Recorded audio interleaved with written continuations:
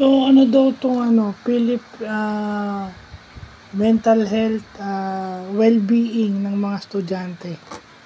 Pasado na raw sa third reading, ang author ata nito ay si Senator Sherwin Gatchalian ng Kamanaba, no? Ay, ng Valenzuela. To be specific, Valenzuela. Nakapatid ni DSWD Secretary Rex Gatchalian o kamag-anak. Para hindi tayo magkamali. Lagay natin sa kamag-anak. Well, sana nung nag-aaral ako, sana elementary hanggang college, no? Kasi importante itong mental health ng mga bata. Kasi hindi natin alam yung maaring malusog sila physically, nutrition wise, pero yung mental health nila is, hindi sila makapag-focus sa eskwela dahil maraming distractions, dahil maraming bullies. Isa ako dun sa nabubuli. Hindi nga nagkama yung treasurer nga namin sa PWD asked me kung nabubuli daw ba ako. And I said yes. Kasi tinan yun. Yung tinanong ako nung aming PWD treasurer na si Tita Ethel Catalan. Yung tanong na yun, hindi ako magagalit kasi totoo yun. At kitang-kita bakit ako tinanong ng ganun ng aming treasurer. Kasi halatang nabubuli ako ng iba. Yun yung totoo. So sana, I wish na sana back in the day, nung nag-aaral ako, batas na to. Kasi hindi ako makapag-concentrate sa pag-aaral Nandun yung uuwi ka ng bahay, iiyak ka. Hindi ka ako makaiyak kasi pag uwi ko ng bahay, iiyak ako. Ano na lang sasabihin sa akin, buti na lang nandyan yung lola ko. Sasabihin na sa akin ng lola ko, kailangan tiisin mo. Pero hanggang kailan ako magtitiis ng mga panahon na yun? Pumapasok ka sa eskwela, wala kang gana kasi lagi kang nakadepensa dahil lagi kang lolokohin. Papasok ako ng maaga sa school, hindi nasasalubong sa akin yung heartthrob. Yung tagawasak ng puso na nabuisit. Paano ako naging heartthrob? Diba? Kaya pag tinanong mo kung bakit ako gwapo, hindi nila masabi, para lang sa kanila.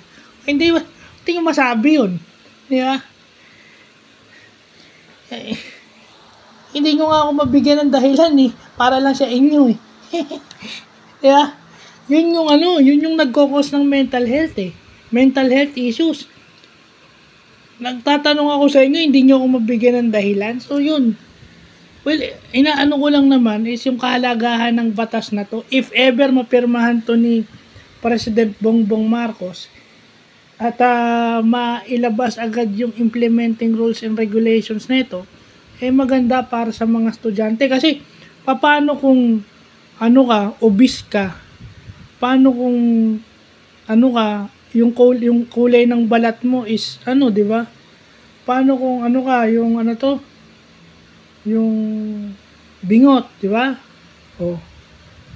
Lalo na ako, di ba? PWD, yun yung doon, sabi sa'yo, pilay, tululaway, lahat na lang Kaya yun lang kagandahan sa batas na to. Kasi di ba, meron din namang mental health na hindi physical Hindi lahat ng disability may physical manifestations. Di ba? Di ba? Ito bago lang si Moira, di ba? Si Moira de la Torre. Hindi nyo alam na may ADHD. Tapos na misunderstood si Moira, di ba? At meron din akong mga kakilala na minsan teacher pa yung professor pa yung promotor nung pang-aasar.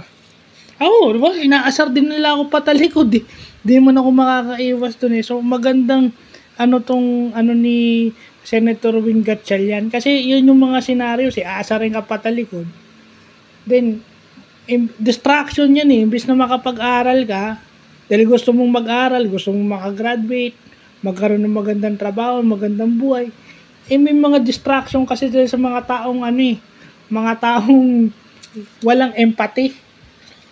Kita mo ngayon, kasi may mga tao na natutuwa lang sa'yo, hindi alam Basta natutuwa lang sa'yo, imbis na mga asar na lang kasi natutuwa sa'yo.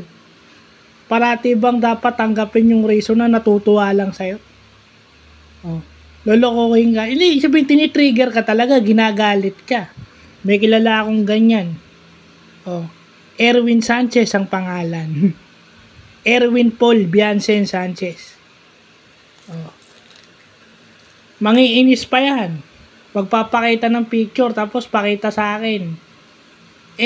Magyayabang ka natalo ka naman nun. Oh. Dahil alam mong idol ko yon, sasabihin mo, pinanis mo yung idol ko. Talagang magagalit ako. Dahil hindi naman totoo yun Ano bang narating mo kumpara doon sa narating ng idol ko, di ba? Mas may napatunayan yung idol ko kaysa sa'yo pagdating sa basketball. So, yun yung nakakainis. Tinitrigger ka. O ako. Tapos siya yung lalabas na mabait ngayon. So, yun ang mahirap. So, yun lang po.